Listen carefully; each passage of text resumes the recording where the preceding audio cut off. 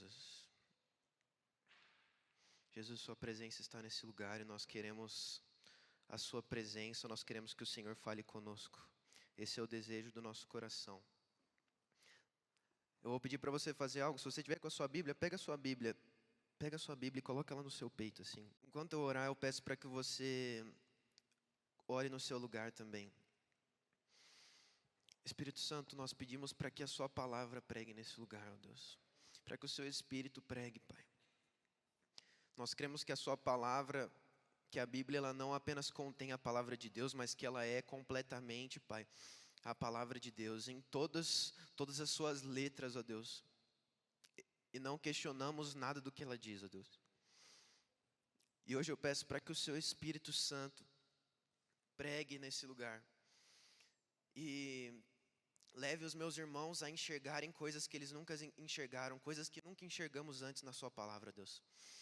Que a sua palavra seja como uma espada afiada no nosso coração, ó Deus.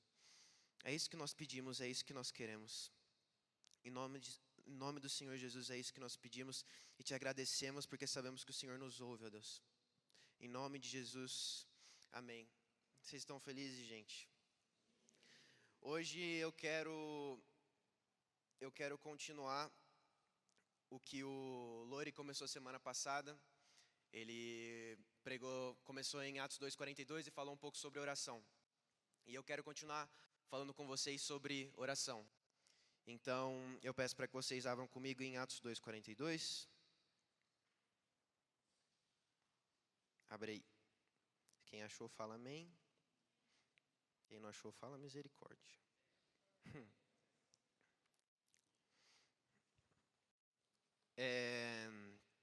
Atos 2:42. Vamos lá. Eles se dedicavam ao ensino dos apóstolos e à comunhão, e ao partir do pão e às orações. Esse versículo, ele está localizado logo depois de Pentecostes. Esse foi o evento que deu início à Igreja do Senhor. Esse é o evento que dá início à Igreja do Senhor. Aqui a gente pode dizer que nós temos todos os ingredientes, tudo que é necessário para que a igreja comece a pregação. Porque, é claro, Jesus realizou tudo o que tinha realizado, mas eles ainda não estavam prontos, a igreja não estava pronta ainda. Porque ele disse, esperem em Jerusalém até que vocês sejam revestidos de poder. Então esse é o momento, logo após serem batizados no Espírito Santo. Pela primeira vez eles são cheios do Espírito Santo, os dons começam a fluir, eles falam em línguas que nunca haviam falado antes. E é esse momento na qual a igreja se inicia. Logo depois de Pentecostes, quando os discípulos foram batizados no Espírito Santo, sendo esse o evento que culminou no início da igreja, e milhares de pessoas se converteram. Como vocês podem ver aí em Atos 2:41, a gente vê que aproximadamente 3.000 pessoas se converteram. Esse é o momento onde a igreja do Senhor inicia. Logo que eles são batizados no Espírito Santo, Pedro se levanta e começa a pregar. E prega, e vários judeus entendem a mensagem, eles aceitam Jesus. E ali mesmo são batizados, como também está no 41. Essas eram as bases da vida daqueles primeiros cristãos, aqueles que haviam acabado de crer, os primeiros cristãos. Essa era a base da vida deles, esses eram os alicerces da vida deles. Como está em Atos 2:42. Eles se dedicavam ao ensino dos apóstolos, à comunhão, ao partir do pão e às orações. O ensino dos apóstolos, comunhão, partir do pão e oração.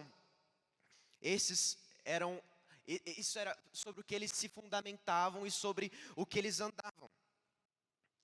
E é sobre essa última que eu quero falar com vocês, sobre oração. Sobre esse último princípio na qual os discípulos se moviam. Mas o que é oração? Oração, muito basicamente, de forma muito simples, é conversar com Deus. Oração é o jeito pelo qual nós nos comunicamos com Deus. Então, talvez seja algo até meio intuitivo do ser humano, porque até aqueles que não creem, que nunca pisaram numa igreja, talvez quando eles estão ali prestes a realizar uma prova, ou quando um familiar deles está doente, eles oram com Deus. Ou talvez no momento que estão sozinhos, eles no seu quarto dizem, Deus, eu não sei se você existe, não sei se você me ouve, mas enche meu coração de alegria. Oração é a forma mais simples de você se comunicar com Deus e a forma mais simples de ouvir a voz de Deus. E oração é um dos pilares mais essenciais na vida de um cristão. Uma prática crucial e central na vida da igreja primitiva. A igreja primitiva tinha aquele que eles chamavam de o cordão de 3 dobras, que era jejum, oração e esmolas.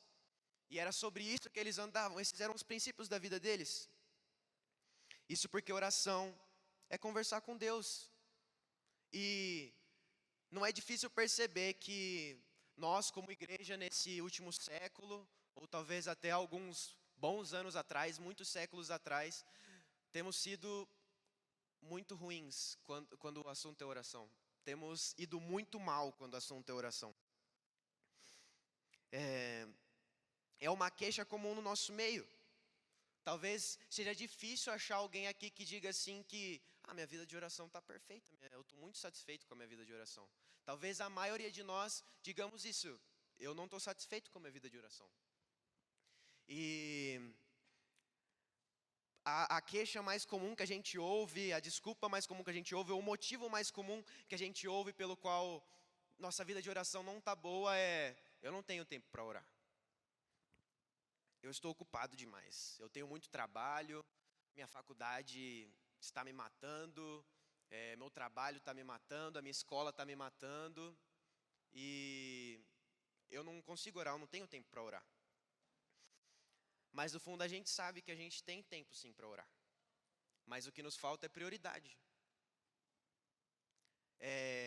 Eu estou lendo um livro que conta a história de Smith Wigglesworth, aquele homem que o Lori comentou nas últimas semanas, que ressuscitou 23 pessoas, foi usado 23 vezes para ressuscitar pessoas no nome de Jesus. E esse era um homem muito simples, ele era um encanador. Smith Wigglesworth era um encanador. E ele não era um pregador profissional, ele não rodava igrejas pregando, ele trabalhava todos os dias como encanador. Mas mesmo assim ele era um homem de oração, ele era um homem muito temeroso a Deus. E ele é o autor daquela frase: dificilmente eu passo mais de 15 minutos orando, mas eu nunca me deixo ficar mais de 15 minutos sem orar. E no livro dele, no livro que eu estou lendo, onde ele conta sobre a sua vida, ele diz que durante o seu trabalho, ele continuava falando com o Senhor a todo momento. E estava sempre se perguntando sobre se ele tinha alguém para falar, alguma pessoa que precisava receber o Evangelho. Smith Wigglesworth era um homem de oração. E sabe, talvez você diga assim: mas eu não tenho tempo. E talvez você realmente tenha pouquíssimo tempo. Não estou questionando isso. Talvez alguns de vocês realmente tenham pouquíssimo tempo para isso. Mas, sabe, você não precisa esperar. Você não precisa esperar estar sozinho no seu quarto. Você não precisa esperar estar completamente livre, cara. Quando você está lavando sua louça, quando você está amarrando seus sapatos para ir para o trabalho, quando você está arrumando seu cabelo para ir para o trabalho, quando você está arrumando seu cabelo para ir para a escola, quando você está no caminho da sua escola, cara, aquele é seu tempo de oração. Aquele pode ser o seu tempo de secreto com Deus. Não deixe isso escapar das suas mãos, porque isso é essencial, é a forma pelo qual você se relaciona com Deus. No fundo, nós sabemos que sim, temos tempo. O que nos falta é prioridade. Sabe? Talvez se eu perguntar, e se a gente fizer uma pesquisa aqui, e ainda mais estando em adolescentes e jovens aqui, talvez a média pelo qual nós ficamos no celular, no nosso dia, nas redes sociais, seja 3, 4 horas por dia. Será que você não pode usar menos o celular e gastar mais tempo com Deus? Então aqui eu te dou o primeiro conselho sobre oração. Conselho esse que eu recebi de uma referência de um irmão na fé, John Piper. Escolha um lugar e um horário todos os dias e não negocie isso. Escolha um horário e um lugar todos os dias e não negocie isso, não deixe isso ao acaso. Sabe, agora eu estou numa rotina de trabalho e faculdade e meus dias são muito diferentes. Tem dias que eu tenho aula presencial, tem dias que eu não tenho. E às vezes é diferente, talvez eu não consiga estar com o Senhor todos os dias no mesmo horário. Mas que você saiba todos os dias qual é o momento que você pode estar com o Senhor. Escolha um lugar e um horário todos os dias e não negocie isso. E todos nós sabemos que o convite que o Senhor faz para nós é ter um relacionamento pessoal com Ele. A partir do momento em que você se converte, a partir do momento onde você entende a verdade do Evangelho e aceita Jesus como Senhor e Salvador da sua vida, o convite de Deus para você é se relacionar, é ter um relacionamento com Ele. Jesus realizou tudo o que realizou. Jesus veio à terra como o próprio Deus, viveu a vida de um homem sofredor, realizou milagres, se provou ser o Messias esperado, esperado pelas nações, esperado pelos judeus, esperado pelos gentios também. Se provou ser o próprio Deus, se provou ser o Filho de Deus, morreu na cruz, entregou a sua vida, levou consigo os nossos pecados, limpou e nos fez um convite. Nos fez um convite de ter um relacionamento com Deus. Porque como a gente sabe, antes o relacionamento com a presença plena de Deus, que era o Santo dos Santos, era muito restrito, só para algumas pessoas da comunidade judaica. Mas quando Ele ressuscitou, como a gente cantou aqui, o véu se rasgou. O véu se rasgou de cima a baixo, de tal forma que a gente pode acessar o Santo dos Santos, o lugar da plena presença de Deus, o lugar do pleno relacionamento com Deus, em todos os lugares. E agora eu peço para que você abra em João 3,16, quando Jesus intercede pelos que creram e pelos que haviam de crer. Toda vez que eu leio João 3, eu falei errado, João 3,17. Toda vez que eu leio João 3,17, meu coração ele se enche de amor, ele se enche de alegria, porque Jesus orou por nós. Jesus orou por aqueles que já haviam crido, mas Jesus orou por aqueles que haveriam de crer. Então, é muito especial pensar que Jesus orou por nós. Enquanto Ele estava aqui, Ele orou por cada um de nós. João 17:3 diz assim: essa é a vida eterna, que te conheçam, o único Deus verdadeiro e a Jesus Cristo a quem enviaste. Quando Jesus realiza toda a sua obra, quando Jesus morre, quando Jesus morre naquela cruz, depois ressuscita e leva consigo todos os nossos pecados, Ele nos dá um presente. E esse presente se chama vida eterna. Porque nós vivíamos uma vida que ela acabava aqui nessa terra. Quando você dá o seu último suspiro, essa vida acaba aqui nesse lugar. Mas Ele nos dá um convite de viver uma vida eterna. E Deus realizou, Jesus sofreu na cruz, Jesus viveu a vida que viveu apenas para nos dar a vida eterna. O objetivo final, a obra de Jesus, o seu sacrifício tem como objetivo final nos dar a vida eterna.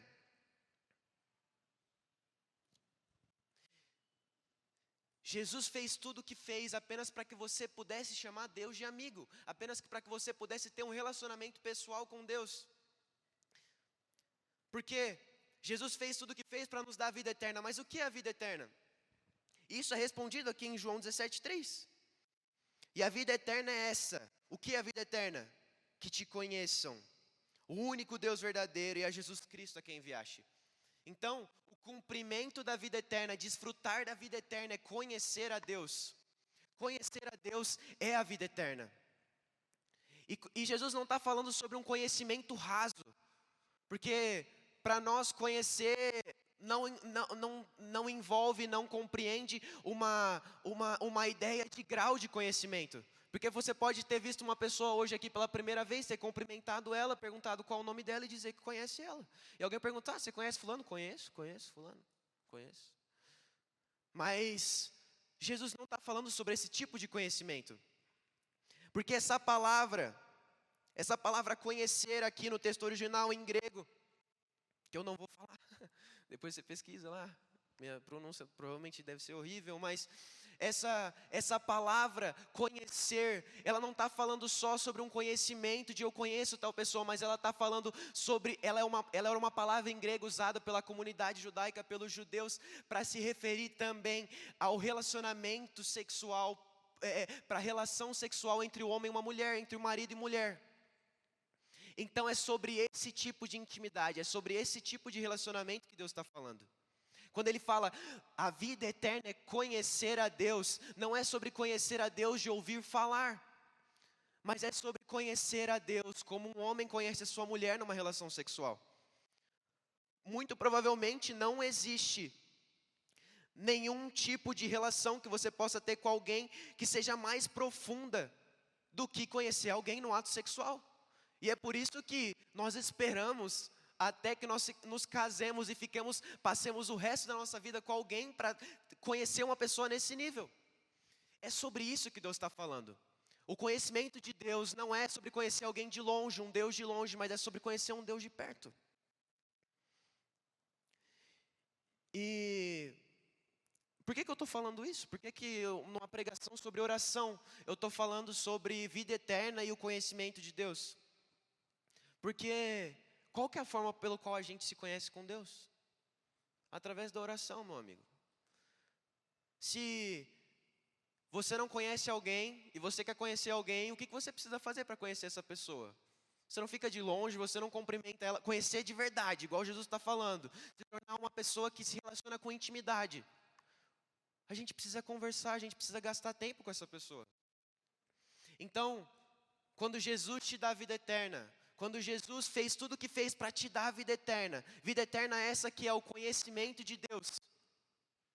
O que você precisa fazer para cumprir vida eterna, para viver vida eterna na sua vida? Para desfrutar desse presente que Deus te deu. Deus entregou o seu próprio Filho apenas para te dar a vida eterna. O único objetivo era te dar a vida eterna, para que você não vivesse mais uma vida que dependesse de outras pessoas, não precisasse mais de nenhum intermediador entre você e Deus, para poder chamar a Deus de amigo, para poder chamar a Deus de Pai. A forma pela qual nós vivemos essa vida, esse presente que Jesus nos dá, é através da oração. Então, o meio pelo qual nós conhecemos a Deus, o meio pelo qual nós cumprimos a vida eterna, desfrutamos da vida eterna, é através da oração. O lugar do conhecimento de Deus é o lugar de oração. E aqui é onde eu quero que a gente comece a pensar sobre a nossa vida de oração. Onde a gente atesta, onde a gente analisa a nossa vida de oração. A nossa vida de oração está boa? A nossa vida de oração tem sido boa? Porque talvez, se sua vida de oração, se a minha vida de oração não está boa, não é um problema para a gente resolver, não é uma coisinha para a gente resolver, mas é muito mais sério do que isso. É a única coisa que Deus queria te dar, o único objetivo que Deus tinha em toda a sua obra, em toda a obra de Jesus. Você não está vivendo isso, cara. Você está sobrevivendo. E uma forma pela qual, um jeito pelo qual eu quero que você analise a sua vida e você responde aí na sua cabeça. Como está a sua vida de oração? Então vamos lá, um exemplo agora. Vamos imaginar que você tem um casal, sei lá, o Edu e a Nath, vocês vão viver um dia com eles, vocês vivem uma semana com eles. E aí vocês descobrem que como casados, eles conversam 2 ou 3 vezes por semana. Quando eles conversam é por uns 10, 15 minutos. Essa conversa é o Edu pedindo coisa para ela. Nessa conversa, às vezes eles estão conversando e do nada o Edu pega o celular, começa a mexer no celular. E aí ela falando e ele não escuta. E essa é a forma pela qual muitos de nós e muitas vezes nos relacionamos com Deus. Nós estamos no nosso lugar de oração, então de repente chega uma mensagem e rapidamente nos distraímos. E nós somos a geração mais distraída desse mundo. A geração que mais tem problemas de atenção. Então é muito sério isso. Se você analisasse, se você descobrisse que esse é o tipo de relacionamento deles, esse é o nível de relacionamento deles, esse é o jeito pelo qual eles se relacionam, você diria que esse relacionamento é saudável? Eu acho que não. Então, se você analisa a sua vida de oração, se você analisa o seu relacionamento com Deus e ele é muito parecido com isso, talvez sua vida de oração não esteja boa, talvez a nossa vida de oração não esteja boa. E se o nosso relacionamento com Deus está ruim, nós não estamos vivendo. Nós não estamos vivendo essa vida que Deus nos chamou para viver. Não a vida que nós tínhamos antes, mas uma vida eterna. Se você não está tendo relacionamento com Deus, se a gente não está tendo relacionamento com Deus, a gente não está vivendo. E é por isso que eu escolhi, eu não falei, mas o tema dessa pregação, e eu também roubei do John Piper, se você não orar, você não vai viver, você não viverá. você não vai viver a vida eterna, meu amigo. Se você não orar, se você não depender, se você não anelar, desejar profundamente o lugar de oração, você não vai viver a vida eterna. Você vai viver uma outra vida. Você vai viver a vida que você tinha, a vida que você tinha antes. E você pode estar aqui sentado. Você pode vir todos os domingos. Você pode levantar as suas mãos. Você pode saber todas as letras. E ainda assim, meu amigo, não está vivendo a vida eterna. Então, se o nosso relacionamento com Deus está ruim, a gente não está vivendo. E aqui eu quero fazer a primeira afirmação, que é: você tem que orar. Você tem que orar. Nós temos que orar. Eu tenho que orar. Você tem que orar. E isso não é uma afirmação legalista. Isso não é uma afirmação de impor algo, uma lei sobre você, uma regra sobre você. Sabe por que essa não é uma afirmação legalista? Porque orar para um cristão é como comer, é como beber água, é como dormir todas as noites, é como respirar para um ser humano. E você precisa ser muito sincero na sua leitura e na sua interpretação, no significado da palavra legalismo para você. Porque se eu digo para você, você tem que orar, e você acha que eu estou impondo algo sobre você, e você acha que eu estou impondo eu estou voltando para a lei, impondo legalismo sobre você. Então, quando o médico diz para você que você tem que dormir todas as noites, você tem que dizer que ele é legalista. Como assim eu tenho que dormir todas as noites? Como assim? Eu canto aqui, eu sou livre? Como assim? Existe algo que eu preciso fazer. Meu amigo, dizer que você tem que orar, que eu tenho que orar, saber que você tem que orar, saber que eu tenho que orar, não é impor algo sobre você. É apenas evidenciar e mostrar como orar é uma necessidade básica do cristão. Como comer, como beber, como dormir todas as noites, como respirar para um ser humano. Isso é orar para um cristão.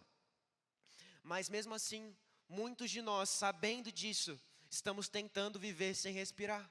Estamos tentando viver sem comer todos os dias. E achando que está tudo bem, achando que está tudo normal. Desse jeito não tem vida. Desse jeito não tem vida com Deus. E eu sempre falo isso aqui, eu sempre cito alguma história de avivamento, e eu amo as histórias de avivamento. Meu Deus, como eu amo as histórias de avivamento.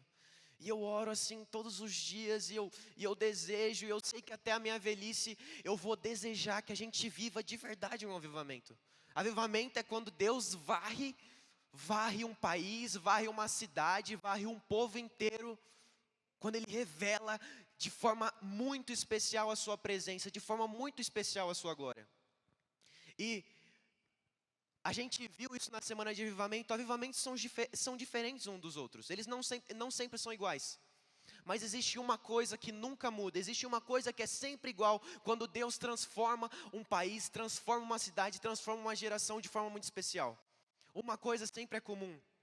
Antes que o avivamento aconteça, esses irmãos, essas pessoas que são usadas, são despertadas no lugar de oração. São despertadas para a oração.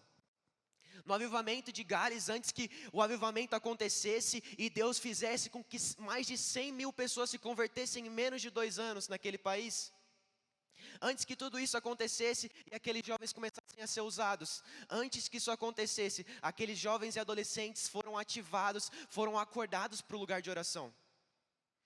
Era super comum eles estarem todos os dias, indo de igreja em igreja, de casa em casa, entre 10 a 15 jovens fazer reuniões de oração.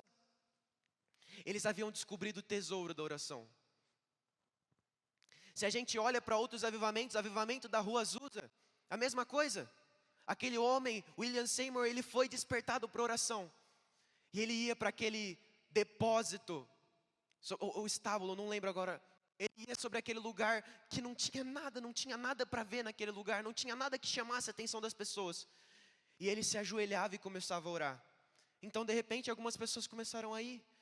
E cada vez mais as pessoas começavam a entrar. E então, todos os dias, diversas pessoas entravam naquele estábulo para orar. Não tinha liturgia, muitas vezes não tinha música, muitas vezes não tinha um pregador que tinha preparado uma mensagem antes. Apenas alguém se levantava, todos eles estavam orando naquelas caixas de madeira, e debaixo daquelas caixas de madeira, e alguém se levantava e começava a pregar.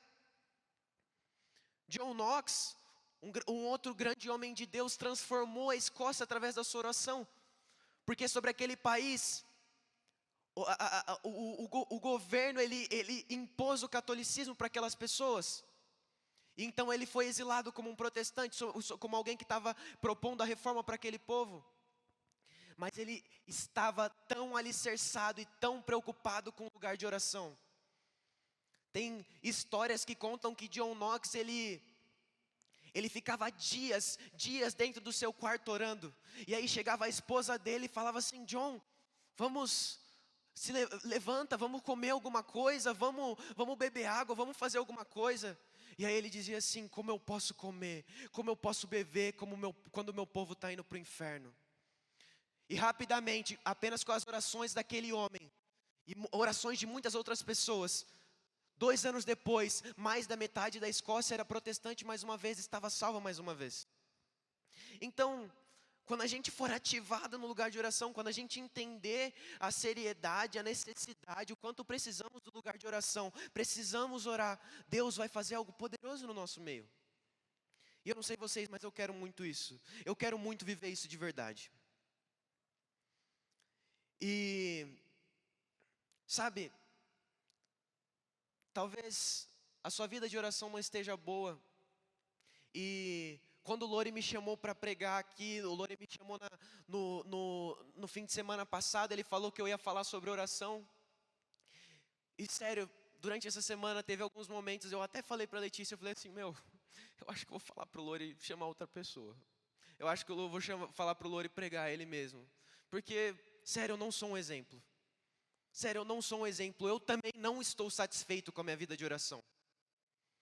Mas, mesmo em muita relutância contra isso, o Senhor me disse que hoje eu estaria aqui na frente de vocês apenas como um homem fazendo um pedido para Deus. Apenas como alguém fazendo um pedido para Deus, para que vocês também façam esse pedido para Deus. E esse pedido é muito simples, e para isso eu peço para que vocês abram comigo em Lucas 7. Lucas 11.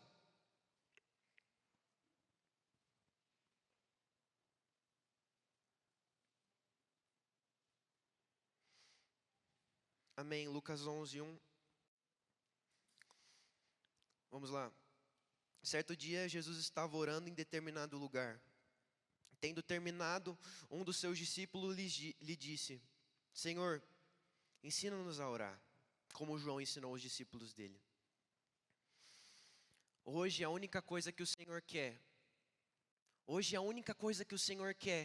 é que, insatisfeitos, reconhecendo que a nossa vida de oração, o nosso nível de conhecimento e relacionamento com Deus não está bom, a única coisa que a gente quer, a única coisa que Ele quer que a gente faça aqui hoje, é dizer como esse discípulo desconhecido diz, a gente não sabe nem quem foi: Jesus, ensina-nos a orar.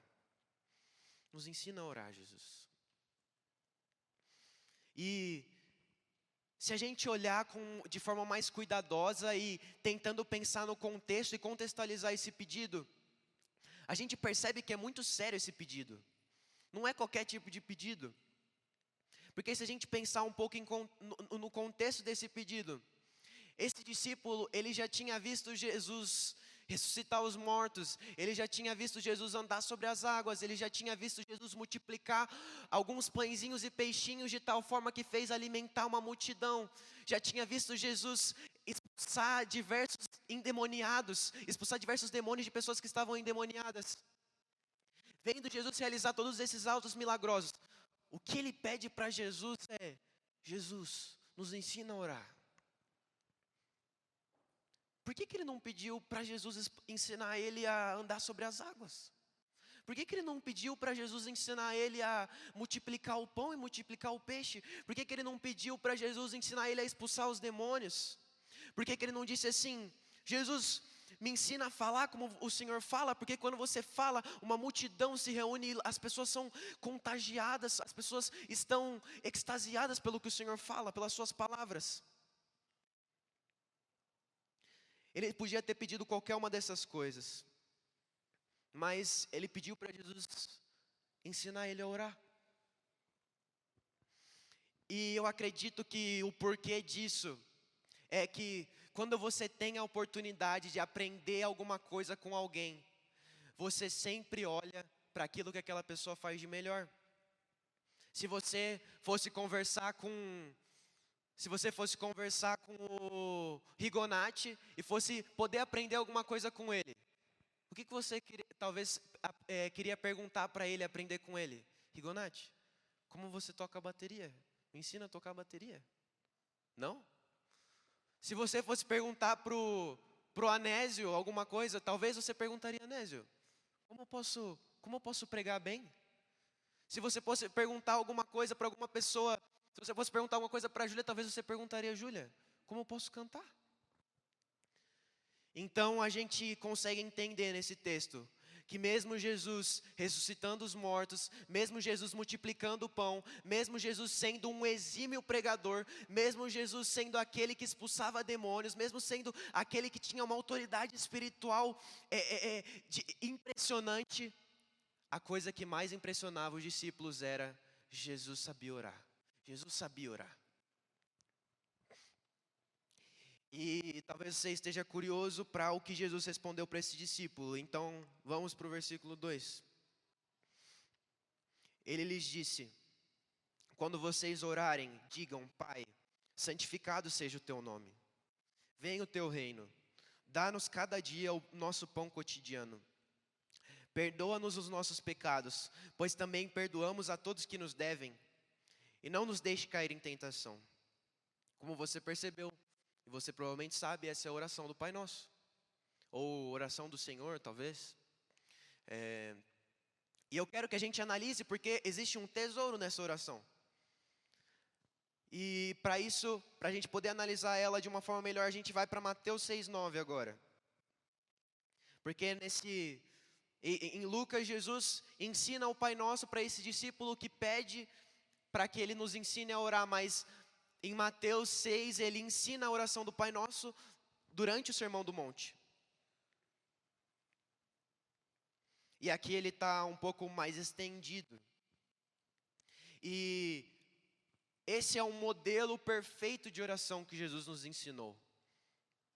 E aqui a gente vai parar versículo por versículo, tentando analisar, tentando retirar o máximo que a gente consegue retirar desse texto, desses versículos, dessa oração que Jesus faz.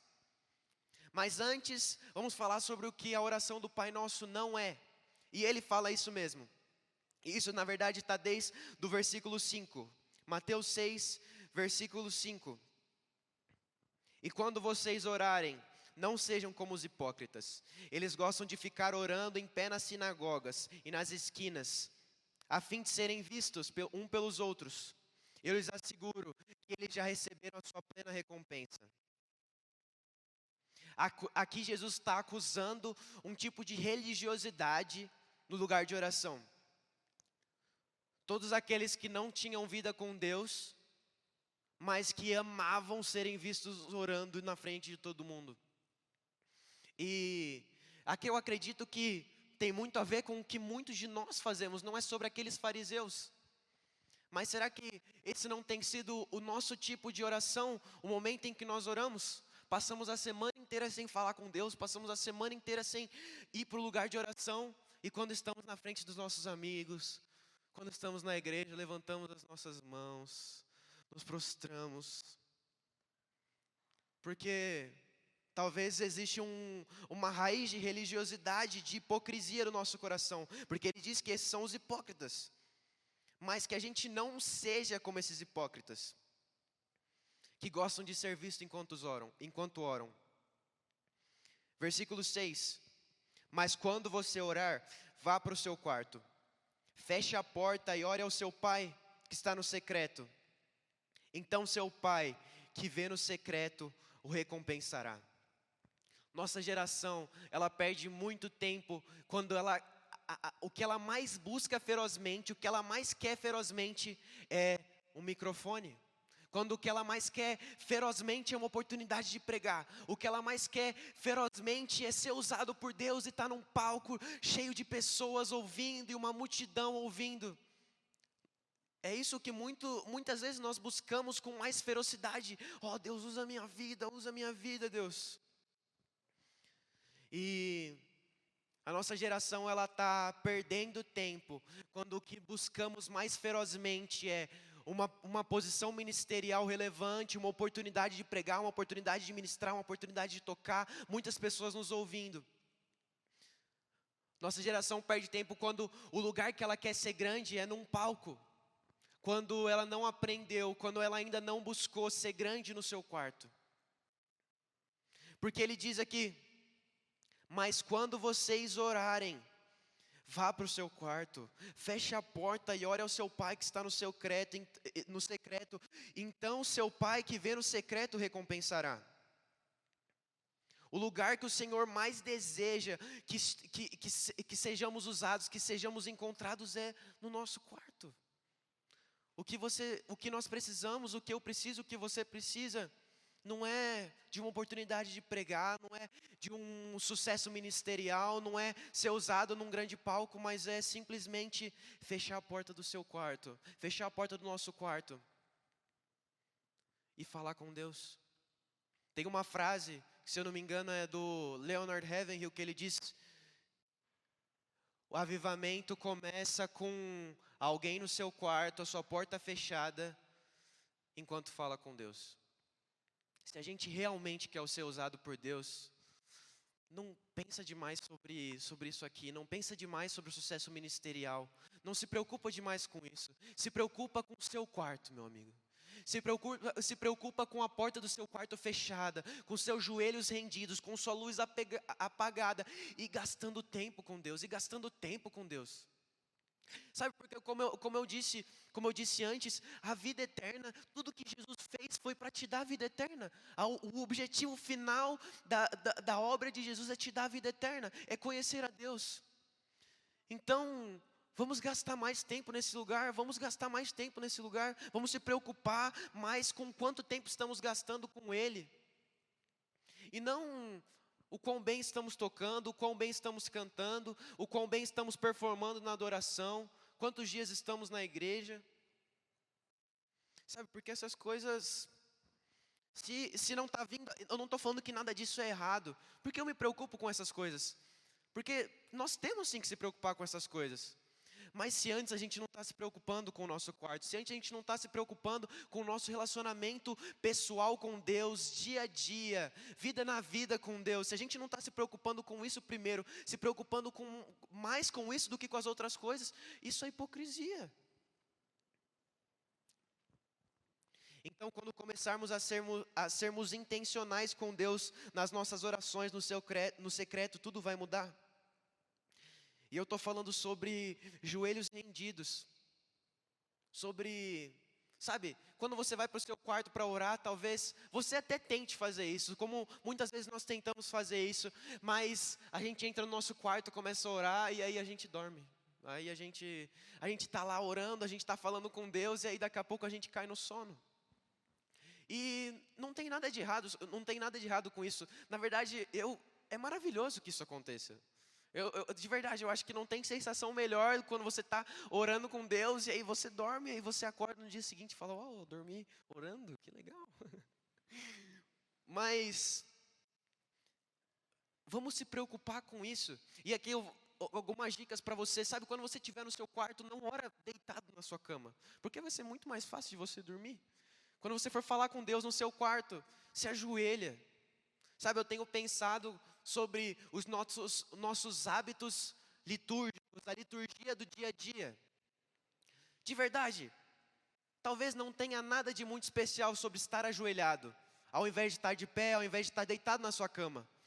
Mas quando você está orando a Deus ajoelhado na sua casa, ajoelhado, você se lembra de alguma coisa, você se lembra que a gente chega perante Deus com necessidade. Quando você levanta suas mãos, esse é um ato de rendição a Deus. Então, que os nossos hábitos achem ferramentas, maneiras de te levar e te lembrar da importância do lugar de oração. Porque os joelhos rendidos ao Senhor, obrigado, os joelhos rendidos ao Senhor, eles nos lembram que chegamos diante de Deus em necessidade. As nossas mãos levantadas nos lembram que nós chegamos a Deus em necessidade. Versículo 7. E quando orarem, não fiquem sempre repetindo a mesma coisa, como fazem os pagãos. Eles pensam que por muito falarem serão ouvidos.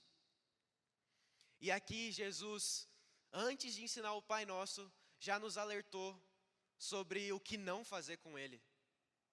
É literalmente isso que muitos de nós, e a gente tem que ser muito sincero aqui, a gente vive num país, nós vivemos no Ocidente, um contexto onde culturalmente nós estamos em um lugar onde a moralidade e tudo é construído a partir da ótica cristã. Então, como eu disse antes, é muito comum que uma pessoa que não vai à igreja, que não crê em Deus, quando ela está passando por dificuldade, quando aperta, ela vai lá e ela ora: Pai nosso que estás no céu, santificado seja o nosso nome, o teu nome. Então, talvez você está prestes a realizar uma prova importante, realizar uma prova, um concurso, o Enem, não seja, e você, não sei o que pode ser, e você começa a orar o Pai Nosso. Mas a oração do Pai Nosso não é uma oração para ser repetida, não é uma oração para ficar sendo repetida, não é um jargão, ele é um modelo de oração. Ele é um modelo de oração que Jesus nos ensina para que a gente venha fluir em oração, fluir em assunto com Deus. Uma coisa que é muito comum é que a gente vai orar e aí passa uns 10, 15 minutos e a gente está sem assunto com Deus.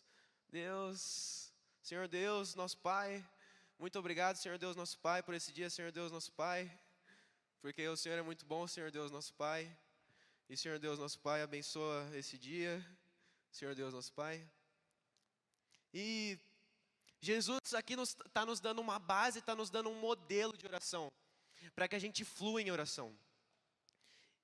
E aqui a gente vai começar a analisar o Pai Nosso mais para frente, mas essa semana eu estava ouvindo uma pregação muito antiga do Anésio, que o Luquinhas me mandou também.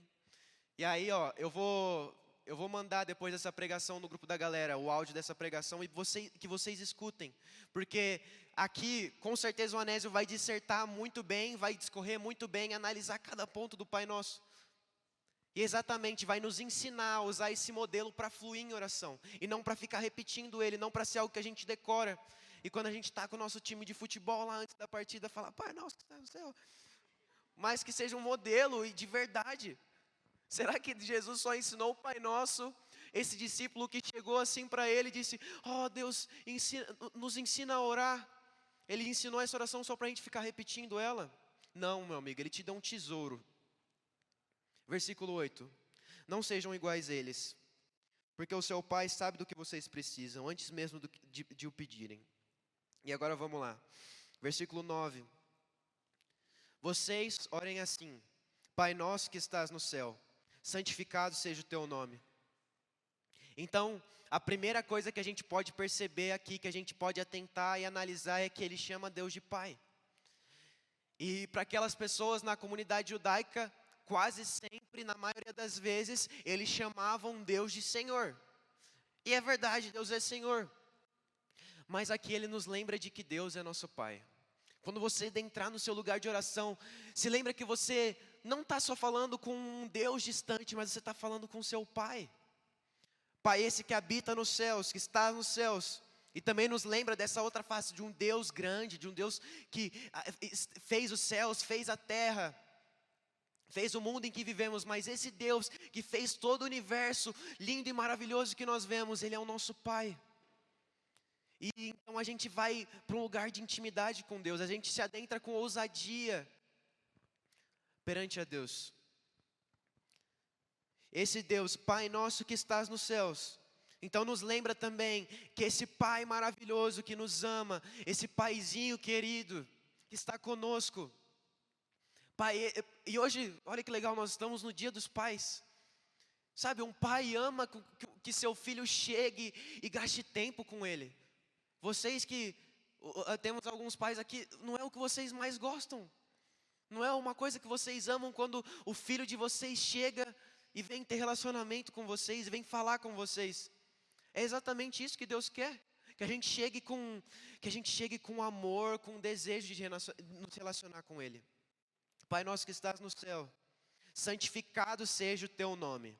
Santificado seja o teu nome. Quando eu estava lendo e analisando, eu fiquei pensando, o que significa isso? O que quer dizer santificado seja o teu nome? A gente tem que fazer alguma coisa para que o nome de Deus seja santo? A gente tem que pedir para Deus para que o nome dele seja santo? Não.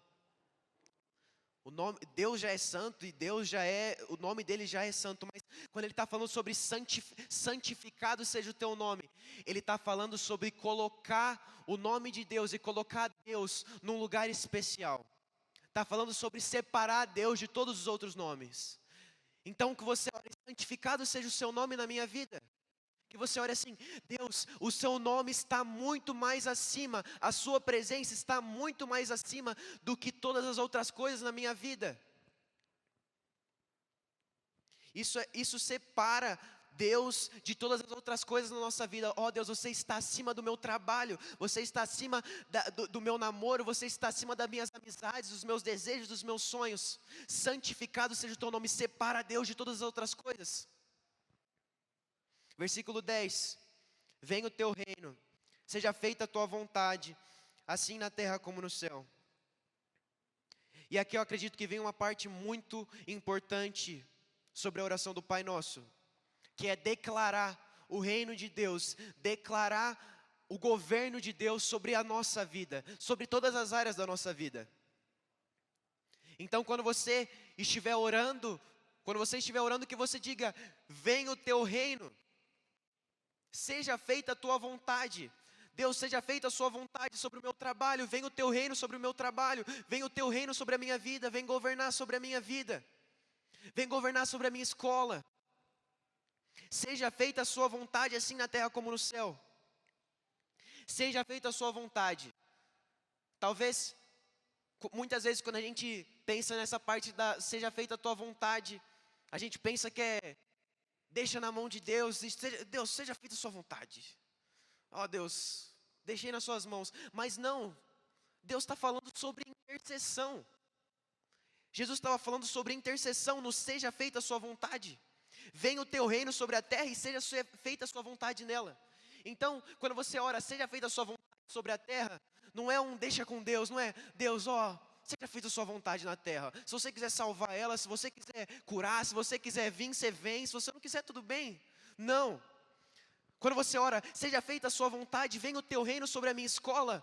Não é orar assim, ó Deus, seja feita a sua vontade na minha escola. Se você quiser que as pessoas se convertam, que elas se convertam. Se não quiser, tudo bem.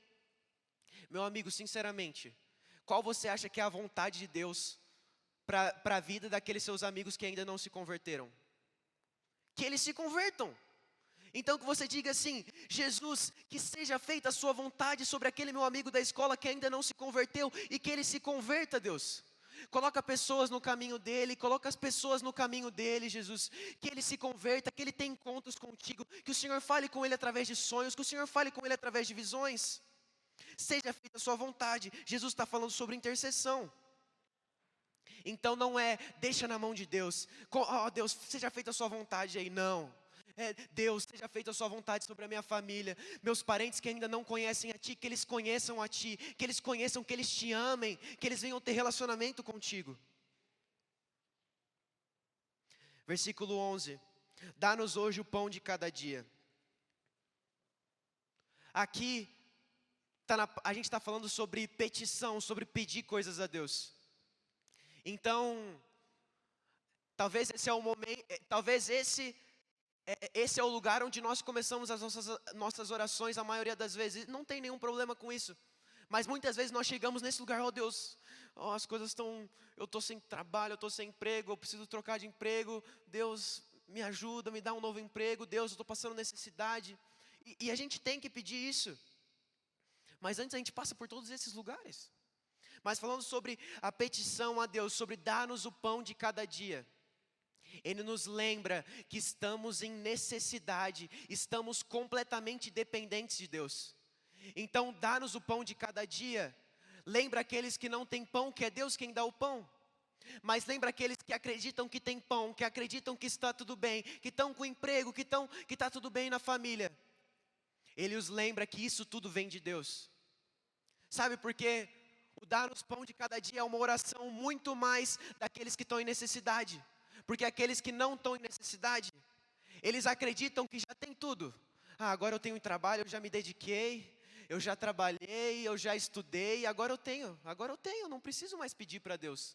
Não, meu amigo, ainda é Deus, você ainda está dependendo dEle. Porque se Ele quiser tirar tudo isso de você, Ele tira. Essas coisas são papel para Ele, essas coisas não têm consistência nenhuma. Então lembra aqueles, esse é o momento daqueles que não têm pão, dizer: Jesus, me dá um pouco de pão, me dá alguma coisa para comer esse dia. Mas aqueles que têm pão, os lembra: Deus, é você quem me dá o pão. Não é a minha segurança, é a sua segurança, é o Senhor quem me dá o pão. Versículo 12: perdoa as nossas dívidas, assim como perdoamos aos nossos devedores. Então, esse é o momento onde pedimos perdão pelos nossos pecados. É dizer: Deus, eu errei, Deus. Deus, essa manhã eu fui bocudo com os meus pais. Essa manhã eu fui rude com uma pessoa. Essa semana eu fui muito ruim, mas perdoa os meus pecados. Assim como perdoamos os nossos devedores. Então sim, nós pedimos perdão e pedimos para Deus perdoar os nossos pecados, e Deus certamente fará isso. Mas antes de você pedir perdão pelos seus pecados, você tem que se lembrar de perdoar todos aqueles que magoaram o seu coração, de todos aqueles que pecaram contra você, que erraram contra você, todos aqueles que devem contra você. Então antes de você pedir perdão para Deus, assim como perdoamos os nossos devedores. Então, antes que o Senhor perdoe meu pecado, Jesus, eu perdoo aquela pessoa que errou comigo, eu perdoo o meu pai que me abandonou, eu perdoo o meu irmão que tem sido rude comigo, eu perdoo aquela pessoa na escola que fez tal coisa comigo, eu perdoo aquela pessoa no meu trabalho que fez tal coisa comigo. Versículo 13: e não nos deixe cair em tentação, mas livra-nos do mal. Porque teu é o reino, o poder e a glória para sempre. Amém. Pedimos para Deus para que Ele nos livre das tentações. Deus, aquela situação na minha escola, aquela coisa que está acontecendo, Deus, me livra disso. Deus, aquelas tentações, tira elas, Jesus. Mas aqui, quando a gente pede para Deus nos livrar das tentações, aqui nos lembra de algo muito importante. Se livrar da tentação, não cair na tentação, não vem de você, não vem da força do seu braço. É Deus quem te livra da tentação, meu amigo. Não é você, não é a sua força, não é a sua capacidade de resistir, mas é a capacidade dele de te livrar do pecado. Ele é o único que pode fazer, Ele é o único que pode te livrar dos pecados, Ele é o único que pode te livrar das tentações. Não é você, não é a sua força, não é a força do seu braço, não é a força da sua religiosidade, não é o quanto você lê a Bíblia, não é o quanto você está nos cultos, mas é Deus. Deus, você é o único que pode me livrar das tentações, Deus. Então me livra das tentações e nos livra do mal. Livra os meus irmãos das tentações, interceda pelos seus irmãos, interceda para que eles não caiam em tentação. Porque teu é o reino, o poder e a glória para sempre. Amém. Porque teu é o reino, o poder e a glória para sempre. Amém. Sabe, talvez você esteja no seu lugar de oração e você não tem mais o que orar. Mas, Jesus, você é maravilhoso. Você não tem mais nada o que pedir, você só diz: Jesus, teu é o reino, teu é o poder, tu é a glória, tu é a majestade.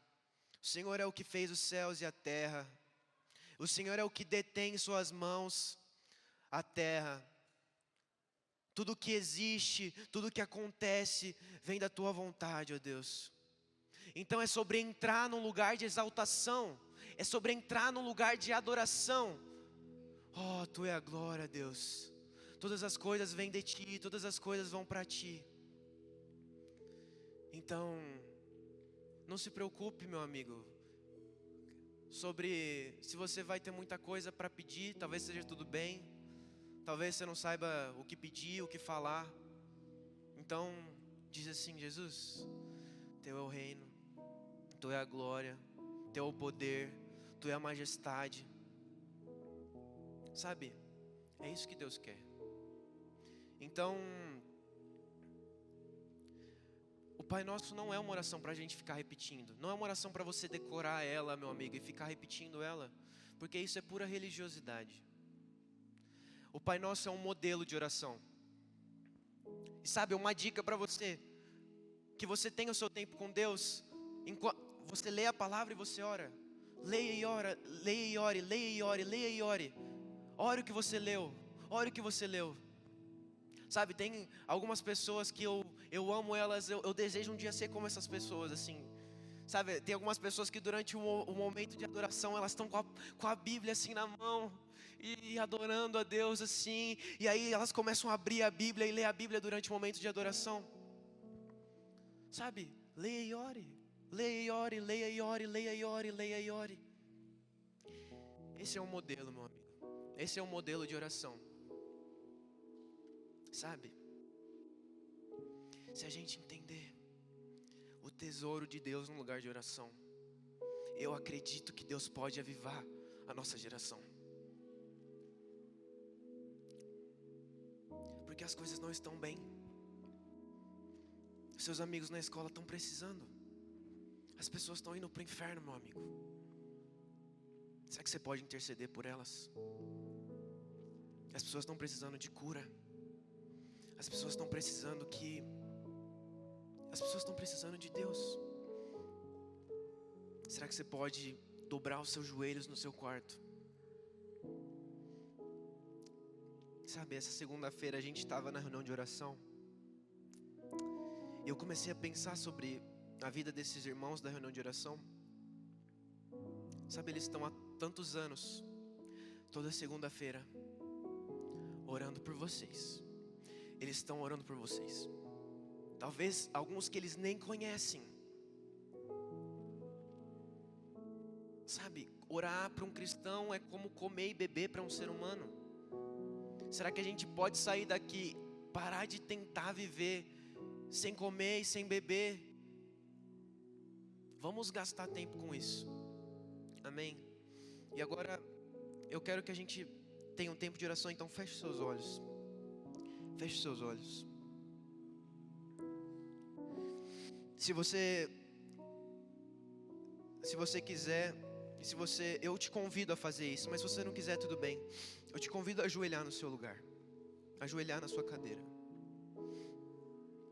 porque isso vai te lembrar que você chega perante a Deus com necessidade.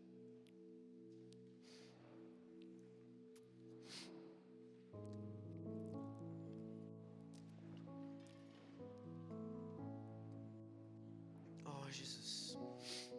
E a gente vai cantar uma canção sobre o Pai Nosso, e que você flua nesse lugar de oração. Não se limite a essas palavras, não se limite a um decoreba, mas flua. Diga assim: Senhor Jesus, vem reinar sobre o nosso meio, vem reinar sobre a terra, vem reinar sobre a minha casa, sobre a minha família. Porque as coisas não estão bem, mas o seu reino, a esperança de que o Senhor reinará, a esperança de que o seu governo virá um dia sobre a terra, a esperança de que um dia o Senhor governará. É isso que nos move. Então que o Senhor agora reine sobre a minha casa, reine sobre a minha vida, reine sobre a minha escola. Venha o teu reino, Jesus. Jesus, seja feita a sua vontade sobre a sua igreja, Deus. Que a sua igreja que tem estado presa a métodos, a sua igreja que tem estado presa a um roteiro, Deus, ela começa a ter vida. Seja feita a sua vontade sobre aqueles que estão lá fora, sobre aqueles que não entenderam a verdade do Evangelho. Que eles se convertam. Começa a orar no seu lugar. Começa a orar no seu lugar, meu irmão. Começa a orar. Começa a orar.